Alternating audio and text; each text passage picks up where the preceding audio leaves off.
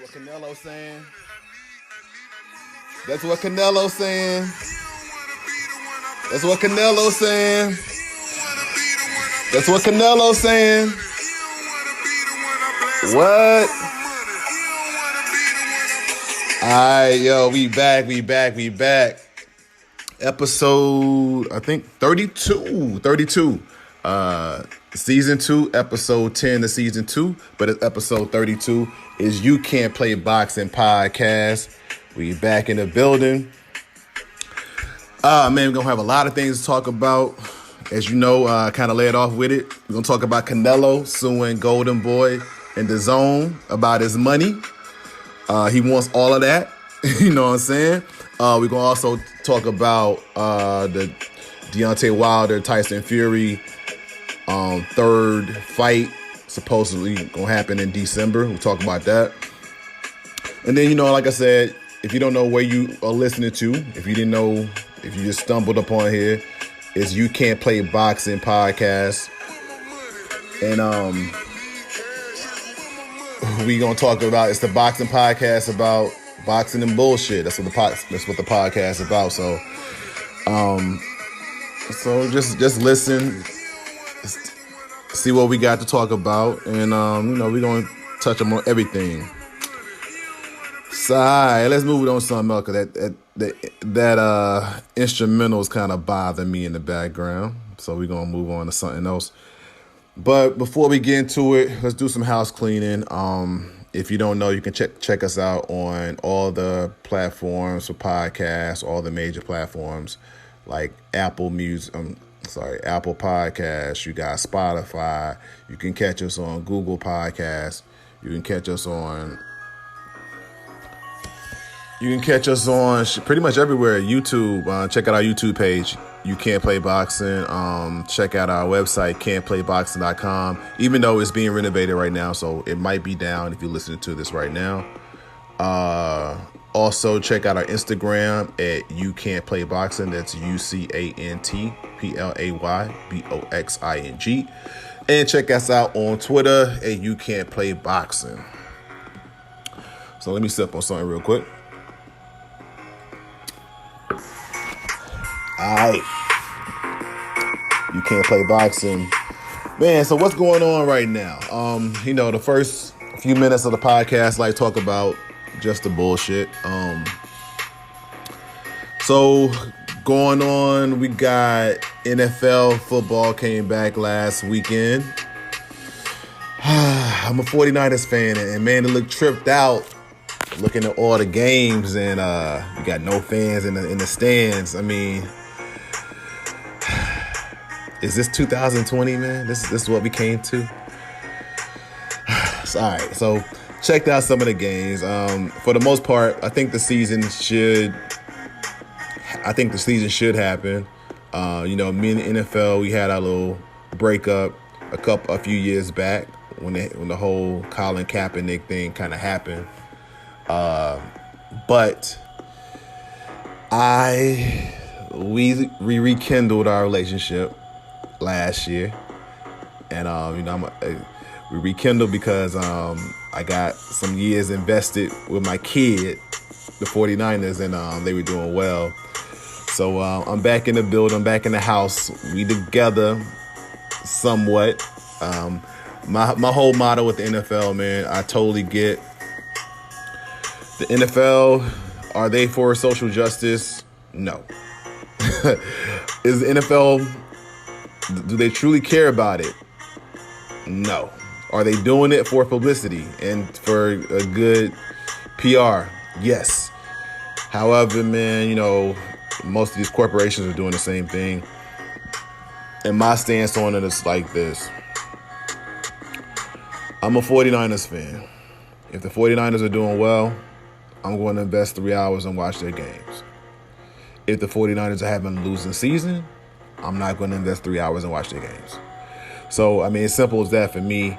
I think this season is going to be interesting because, you know, we don't have fans in the stands. So, you know, a lot of teams that typically had like home field advantage, you know, like looking at teams like New Orleans. You're looking at teams like Seattle. You're looking at Green Bay. And now I got a theory though. I do think the lack of fans hurts a dome team who had a good fan base versus a team in the colder weather. Because I think Seattle, Chicago, Green Bay, when it comes December and November, they still going to have that physical advantage as far as being out in the elements. You know what I'm saying? So that is my theory that if you a team that's have a dome based advantage, it may not work out for you. And then also too, I think when it comes to NFL season, we're going to see a team get to the Super Bowl, and I say even probably win it, who we didn't even think about. Watch out for Arizona. Arizona got talent, and I think when it comes to this season especially, since you have no fans, as far as everything is pretty much equal. So it doesn't matter if you're going on the road. It doesn't matter if you're home. If you got speed and you got that talent, it's going to be real different, you know what I'm saying, this year. So I think Arizona's a team to watch out for. I'll give y'all some of my picks real quick when it comes to who I think is going to win, like at least win a division or be good. In the NFC West, I think Seattle's still going to be the number one team in the West, even though I'm a 49ers fan. I think the 49ers, man, I think best case scenario, we 9-7. So, I just think we're going to take a step back a little bit. I think the Rams and Arizona are going to be the two interesting teams. Whoever wins that matchup between those two, it could be the difference of not making the playoffs and making the playoffs. I think Arizona's going to definitely be better than last year. And I think they could make the playoffs depending on how well they do in the division. So going over to the NFC South, I think Carolina going to win, man. I think if Carolina can have their defense be okay, I think Carolina's going to win the division. I like the running game they got, and I like Bridgewater navigating their team. So I got Carolina winning the NFC South. NFC North, I don't know why I'm doing it, but I'm going to go. I'm kind of split it down the middle. I'm going to go with Chicago or Green Bay.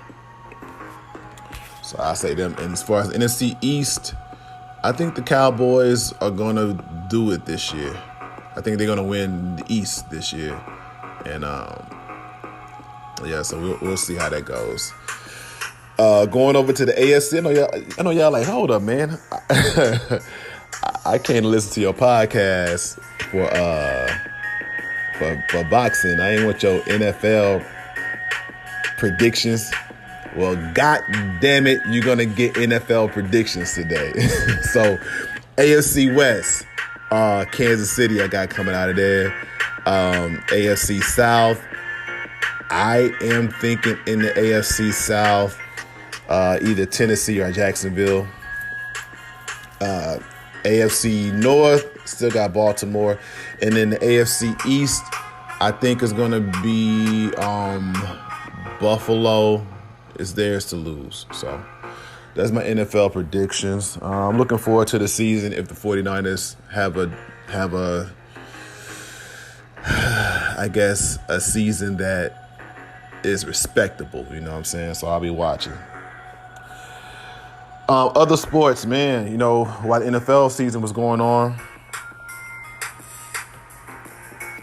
we saw a possible LA Clippers collapse. Huh? Yeah, so the LA Clippers, man, they had a 3-1 lead on the Denver Nuggets. Denver Nuggets, they've done this 2 straight series. They came back from being down 3-1 to beat Utah. And they 1 game away for making the LA Clippers franchise look like it's cursed or something. I mean, the LA Clippers spent all the money with getting Kawhi, spent all the money with getting Paul George. They got a well-rounded, deep-ass team with good coaching. However, they find themselves in a situation to where you 1 or 2 quarters of Jamal Murray or Jokic going off to being sent home. And wouldn't this be something with most people this year having LA Clippers, some people having them to win the championship, and for them to blow a 3-1 lead, bro, that would be shit. That would be hard on their fan base. So, they play. By the time you hear this podcast, they probably have already played. So we'll see, who wins. I'm picking the Clippers to still win it. However, they putting themselves in a bad situation, especially if they want to get past the Lakers. But, we don't know. And speaking on the NBA, bruh. John Wall. Now, number one, I don't think nothing wrong. All right, so if you don't know, John Wall was in the news because there was a video came out where he was in a party, you know what I'm saying? And they wasn't social distancing and all. I mean, damn, I think people forgetting that COVID's still around. But whatever. John Wall was at a party, thinking in New York. I think it might be in Brooklyn he was in.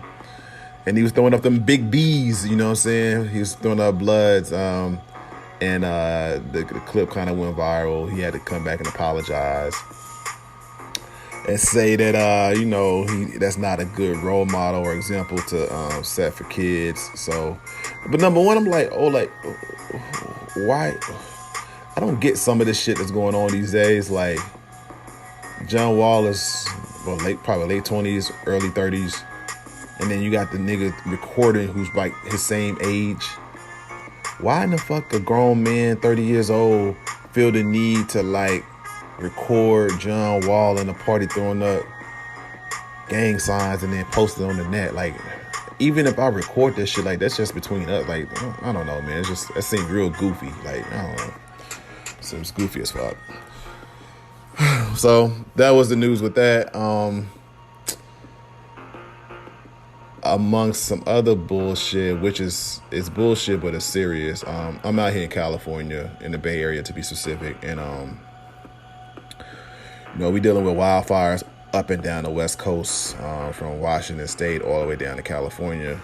And if you've seen the pictures, man, last week was eerie as fuck because, man, we woke up to orange skies, bruh. We woke up to orange skies and shit, looking like Mad Max, you know what I'm saying? Looking like the apocalypse, man. I went to check my mail. I'm like, damn, it just seemed eerie as fuck. Like we had nobody outside. Skies are orange. It's quiet as hell, you know what I'm saying? And so it's a lot, you know what I'm saying? We dealing with COVID. And we one of the more restrictive states, probably the most restrictive state when it comes to COVID right now. We still got most of our stuff is still on lockdown. We dealt with, the protests. Then we got the wildfires, and you can't even go outside for real. You can go outside, but just smoky all in the air. You can't even see the mountains. You can't see nothing. So it's a lot, bro. And then, and that's all kind of trivial to the people who have actually lost their life when it comes to this, to this wildfires. People lost their homes. So, just say a prayer for the people out here in California, especially the people who lost property and everything, It's a crazy 2020, bro. It's a crazy 2020. So, what we're going to do real quick, that's going to wrap up the bullshit.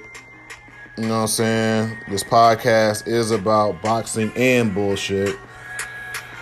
We're going to take a quick little break. We're going to come back. We're going to talk about the main topic. Canelo, DAZN, Oscar De La Hoya, Golden Boy. Canelo says, where my money?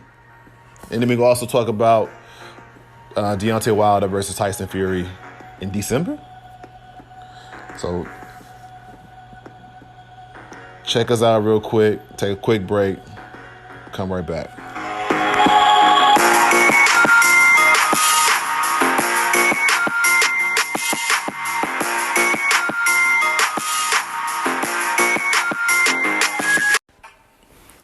What's up?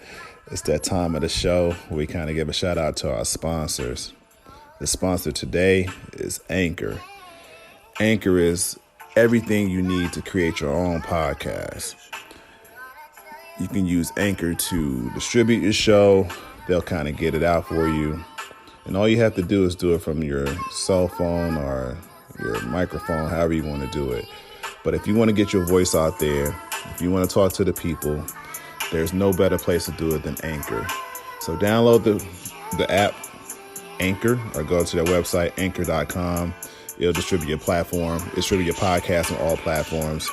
So again, Anchor.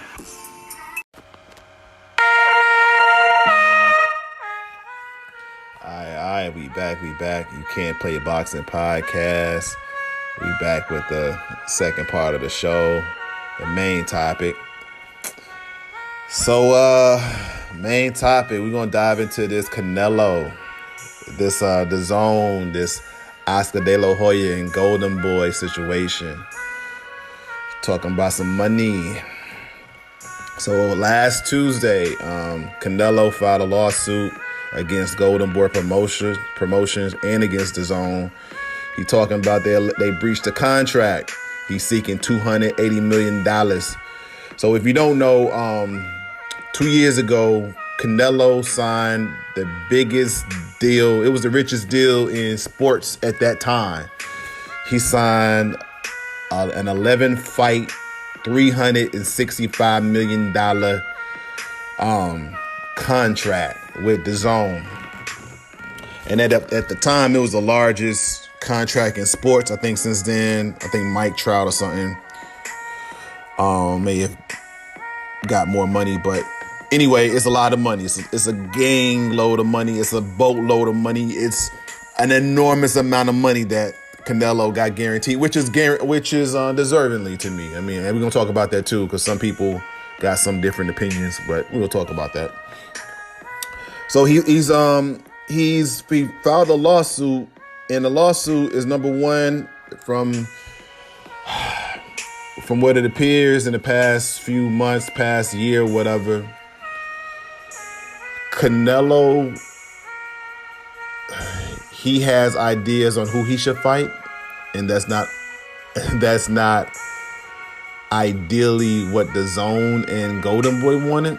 So basically, it appears like this. Canelo is saying that, hey, my contract calls for this, and you guys are not living up to it. Some of the chatter is that, DAZN is saying, hey, when we signed a deal with you, we signed a deal thinking that we're going to get fights with Triple G, the third fight, which is going to be one of the biggest linchpin fights for us. And you haven't delivered. And you've been wanting to fight people that we don't think are worthy of the money that we're giving you.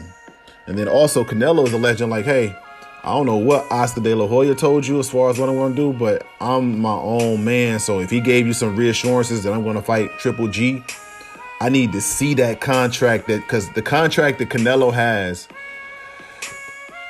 for the money, it's a contract that Golden Boy has the direct contract with DAZN, and Canelo's contract is with Golden Boy. So Golden Boy is the middleman, and that contract, I don't want to speak too much about it, but I got some insight about it, and it spells some things out. Canelo, he has, from a principle standpoint, he has definitely some legs to stand on, because for what it seems like, I mean, and if you know boxing,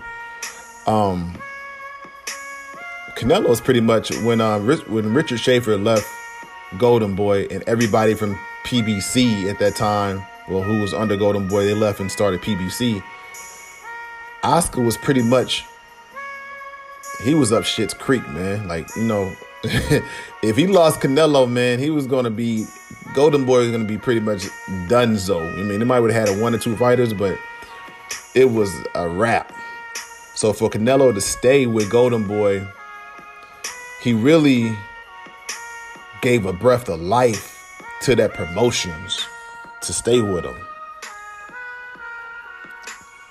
And Oscar De La Hoya, a good fighter, businessman, I'm not saying he's bad, but I do think there's other promotions within the business who are more professional and more reliable. I'll say that, more reliable than Oscar. Oscar, I'm not shitting on Oscar. Like, don't get me wrong. He got his things he's dealing with. He had alcoholism he's dealing with. He has some, issues, personal life, so I'm not shitting on him. I want Oscar De La Hoya to be good. I want Oscar De La Hoya to get over everything.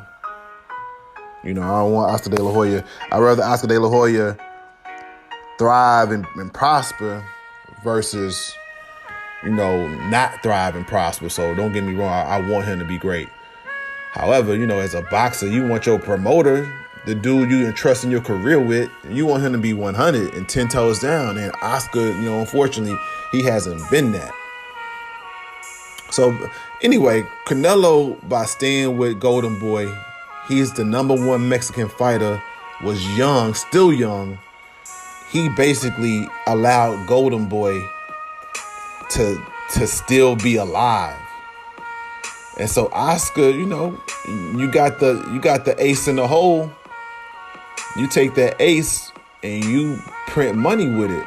So Oscar, once HBO folded a couple years ago and said they weren't doing boxing, he had the biggest free agent on the market in Canelo. And Oscar took that hand and he went to DAZN, then got the biggest contract, but the contract is made out to Golden Boy. Now in the midst, Oscar probably, and I wasn't there, you wasn't there, Canelo wasn't there, but it doesn't take a rocket scientist to think about if you're trying to get that bread, and you got the biggest fighter, cash cows in there, you probably going there talking that big shit. Like, oh yeah, whatever you want. How much you gonna write the check for? $365? Oh yeah, $380. Yeah, we'll fight Triple G. We'll fight whoever y'all want. Hey, just write that check. Just write the check. That's all I need you to do. So I'm pretty sure Oscar was in there making a bunch of assurances that he probably didn't talk to, from the sounds of it, and before Canelo said he didn't talk to him about. And DAZN wrote the big check, the big ass check, thinking those assurances were going to be lived up to. And DAZN, they, from their standpoint, some people were like, Canelo was never worth that money. Well, you got to understand, you worth that money if somebody's willing to write you a check for it. So if I go to my job, if I go to any place, if I walk into any office and I say, hey, I want $1 million, if the person I'm speaking to, #1, has the money and think that I can create value for $1 million, that this is a good investment, then I'm worth that money. So don't give me this Canelo wasn't worth the money. He was worth it because a new network needed legitimacy, and he was going to bring it, and they wrote that check for that. So I salute Canelo all the way. So I don't want to hear that he was never worth, like, nigga, I'm sorry. He was worth whatever they decided to give him, because they wouldn't write a check to somebody they didn't think had the value. So the zone feels like he hasn't lived up, because they want the subscribers. That's why they latched on to Canelo, because they want Canelo. They want to be able to say, okay, we got Anthony Joshua, we got Canelo, we got Triple G. We got some of the biggest fights, and all we require is for you to just pay our subscription, which is, at first it started off with $9.99 or $12.99. Now it's like up to $19.99 a month, unless you pay for a whole year. I think you get it for like $99. So they wanted those big fighters to have those subscribers paying subscription fee on a continuous basis. And so far that hasn't panned out. Triple G's getting older. Anthony Joshua lost. And then he beat, Ruiz on the rematch. And then but the DAZN probably doesn't feel as good about their investment as they felt in 2018. So, it's going to be interesting. It's going to be very interesting how this lawsuit plays out. It's going to be very interesting if Canelo goes back to Golden Boy, or it's going to be interesting. I mean, because from Golden Boy's standpoint, you got to fight to the death. Because if you lose Canelo, you're not only losing Canelo, you're probably going to lose Ryan Garcia too, because they super tight. I guess you got Virgil Ortiz, but you're a one-trick pony, and you're losing the biggest cash cow in boxing if you lose Canelo. And if you're Canelo, if you become a free agent, yeah, you don't get the guaranteed money, but somebody's gonna blow that bag on you, especially when coronavirus is done, because Canelo makes a lot of money from the live gate. I mean, he makes millions. He generates millions at that gate. So he definitely is one of those fighters to where the coronavirus and COVID-19 is affecting, because you're not able to add on that $10-12 million in live gate on top of the sponsorship money, on top of the international broadcast rights, on top of all of that. So he's definitely affected by it, but he wasn't really affected by it because he had a guaranteed amount, that was due to him from DAZN. So, and if you DAZN, if you lose Canelo, here's my prediction. If DAZN loses Canelo, this is the first domino for them exiting the boxing business. And I say this is the first domino to exit the boxing business. They would be out of the boxing business by 2022 if they lose Canelo. Because you're basically saying what we thought we had, we didn't really have, and it hadn't panned out. And you basically got Anthony Joshua, you got a aging Triple G, and this is interesting. This is a very interesting domino in the boxing. So we don't got a lot of stuff. We have a lot of fights going on right now, but this is an interesting domino as far as boxing, the business of boxing. This is real interesting. So we'll see how it pans out, and we'll see what happens. So the next thing we're gonna talk about before we wrap up the show, Bob Arum. He's been talking about this for the last since February. Every month he'll give a date about this Deontay Wilder versus Tyson Fury trilogy fight. So the latest is that Bob Arum is saying that the fight is targeted for December 19th, so right before Christmas, the Saturday before Christmas. I'm saying like that on purpose, before Christmas. That's how my little niece used to say it back in the day.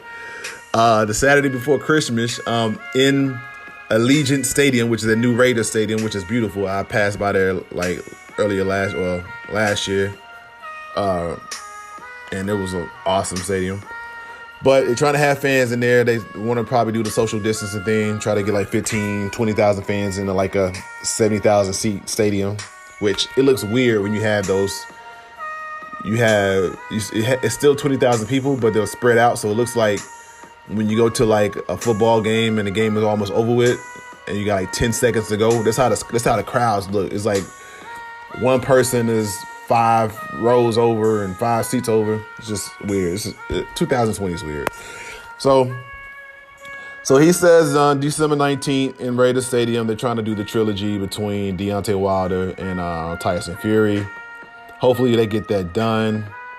I'm looking forward to that. I think Deontay, man, this was good. Coronavirus. I would hope that he uses the coronavirus situation and the extra time that he got to really get his mind right. And I think really Deontay can win against Tyson Fury. Tyson Fury would never be an easy fight for Deontay. It will never, ever be an easy fight. However, I think he can put himself in a better chance. And we talked about that in the episode when I did the recap earlier this year. If you haven't heard it, go check it out. I think it's episode 24 or something like that. So check it out. But I kind of give what Deontay needs to work on. I think if he works on his jab, and he got natural power. He got the power of Thor. You know what I'm saying? I think if he works on his jab, some small things, he can put himself in a better position. But I think Tyson Fury is going to be always a hard fight for him. And hopefully we see how it goes, you know? So what we're going to do, we're going to wrap up this show. Like I said before, y'all can check us out on all major podcast platforms. Which includes Apple Podcasts, it includes Spotify, it includes Stitcher, Google Podcasts. Also check out our website. It's under construction right now, but it's can'tplayboxing.com. You'll be able to find all the episodes. Also some quick videos that we're gonna have on the website. Our Instagram, you can't play boxing at UCANTPALYBOXING. This your boy, Timmy B. So until next time, y'all, check us out, y'all. Peace.